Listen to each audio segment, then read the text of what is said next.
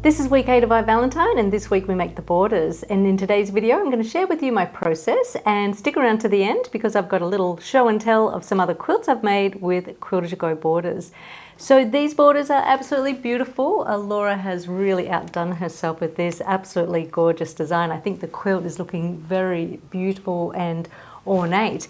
And if you feel that this is going to be a little bit too much work for you, you can change it up a little bit and do something, that's a little bit simpler. So if you did see our video last week, we showed some of our students' work, and we're always happy for people to change things and, make things in the way that they want to and work in an achievable way for you.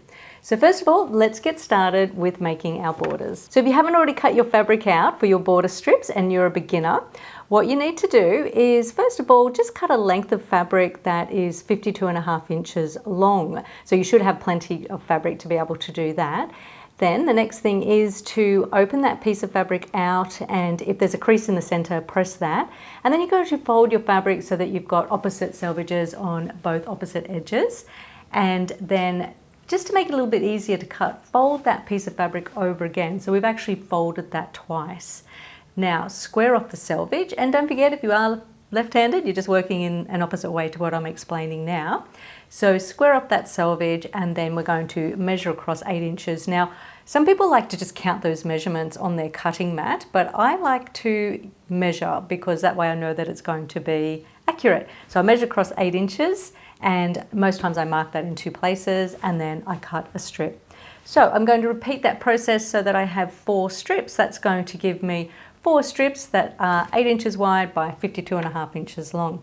So while we're at it, we're just going to cut our corner squares. So that is 4 8-inch squares, and so I'm just going to cut another 8-inch strip and then cut that into 4 8-inch squares for our corners, which we'll worry about next week. Cut the backing fabric in the same way, and then to cut your batting, all I do is I just put my backing fabric on top of my batting and I cut around it with scissors. So we're all cut out and ready to make our borders. Next step is to print out your pattern sheets. So with this pattern, you have got 5 pages that you need to tape together, and that makes our complete border design. I love how Laura makes everything just so easy for us. So there's no extra thinking that you need to do there. Now take one of your top border strips and fold that in half. So first of all, fold it in half so that you can get the middle one way, and then fold it in half lengthwise so that we're going to get a crease which is all the way through the length of the center, if that makes sense. Then you're going to put that strip on top of your pattern sheets and aligning your center creases so that everything's going to be in the right place, and hold that in place with pins. Now you've got your choice, you've been making this quilt for a while now. You can either use a light box or a window and trace the actual design. What I'm going to do this time is, because it really is, there's a lot of work here, I'm actually just going to work with seeing through my fabric and placing my applique shapes on. So now it's time to prepare the applique shapes. So there are 2 pages per border design. So you've got to trace out those 2 pages 4 times, or print them out onto printer-friendly fusible web 4 times, which is what I've done. Now I'm going to cut all my shapes out at once. So what I've done is I have my shapes printed out, I've cut around them, and I'm ironing them onto my fabrics. So as you can see, we've used our 4 fabrics here. Once they're ironed on, I then grabbed a cuppa, I went and sat on the lounge and put on my favorite Netflix show that I'm watching at the moment, and I just enjoyed cutting out all of those shapes. Once all my shapes were done, then it's time to put onto my border strips. So heading back to my light box, or my little makeshift light box. If you watched our first video, I use a clear casserole dish, and I put a light underneath it. You can either use your mobile phone, but I just had this other brighter light which I sat underneath. And working from the center and following the numbers, if I couldn't see them, I just kind of peeked underneath. I applied all of my shapes. So I'm using the steamer seam light too, so when I peel away the paper backing, my shapes are tacky, so that makes it quite easy. But if you're just using like a regular fusible web, you can use dabs of fabric glue just to hold your pieces in place. Once my pieces were onto my top border strip, I then headed to the iron to iron them in place using my applique mat. So I prepared all of my strips like that. So I now have 4 strips with all of my applique pieces on it. Now, if you are blanket stitching around the edge, you would just start doing all of your blanket stitching. When it comes to those little spirals inside the roses, you can either trace them onto the actual applique fabric, just like we did last week, or you can just mark that on by eye. So I decided that because I'm doing sketchy applique, I'm just going to do those spirals by eye. Now, if you are doing sketchy applique, or if you've done your blanket stitching, when it comes to quilting, because we're working on quite long strips, it's important to make sure that all of our pieces are nice and smooth and flat.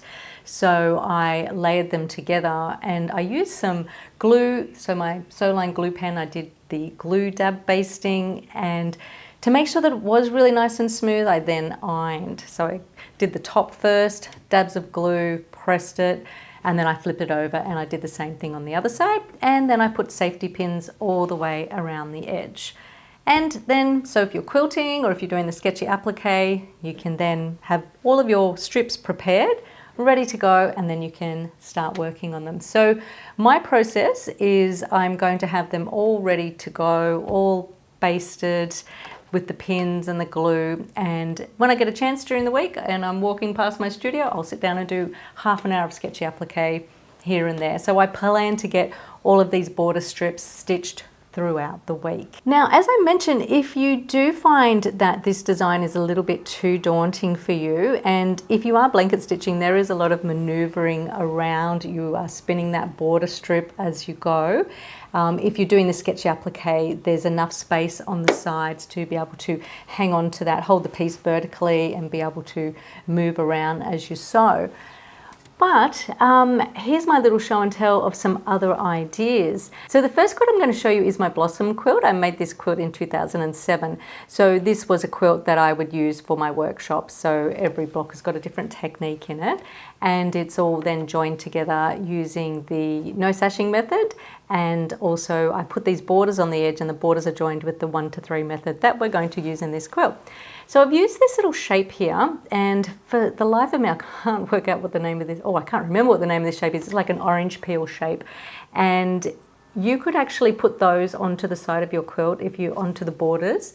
And the good thing about this shape is that although I have some bias on the edge of these shapes in the Blossom quilt, once you've got those shapes ironed on, you can then just stitch, and you're only just stitching down one side edge, and then you turn around and come back up the other side edge. So it's a very effective design. So long as you keep your design inside the broken line of Alora's design, you can pretty much do whatever you want to do there. So that measurement is actually 4 inches by 44 inches. So you can get creative and play around with some different ideas. Another idea that I'll show you is on my Twilight Dreaming quilt, or mine and Alora's. Alora designed this one and I did the stitching for one of our courses. So when we got to the borders of this, Alora really wanted to do something elaborate again, and I had to kind of like pull her back and be like, no, let's keep it easy for people. So we've done these diamonds and some stars.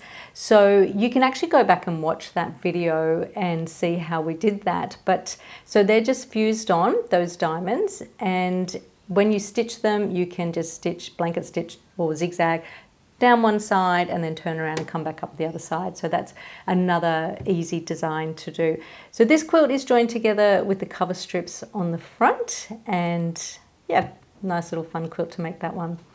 Now the next quilt that I'm going to show you is my Happiness quilt. So this quilt I made in, I think 2014. It was like for Australian Homespun magazine. So it was a block of the month.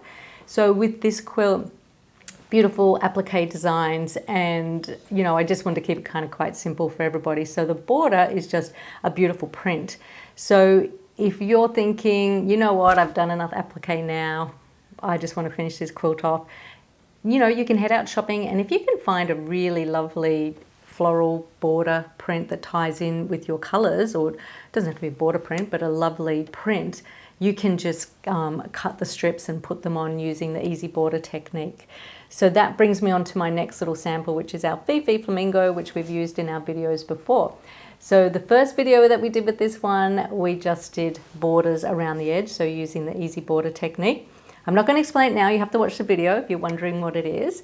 And then another idea for borders is to do mitered borders. So when you do mitered borders, you can actually sew, you know, as many strips together as you like.